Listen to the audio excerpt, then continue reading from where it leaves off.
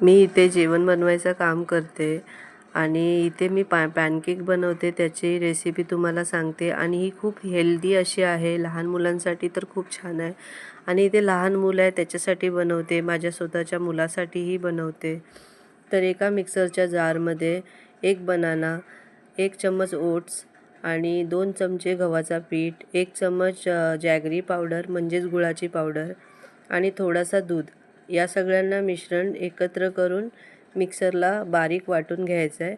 त्यानंतर एका पॅनमध्ये बटर गरम करून, बटर नको जळायला म्हणून 2 चमचे त्याच्यामध्ये तेलही घालू शकतो आणि यांचे व्यवस्थित असे छोटे छोटे पॅनकेक टाकायचे, जे मूल असा हातात पकडून खाऊ शकेल असा.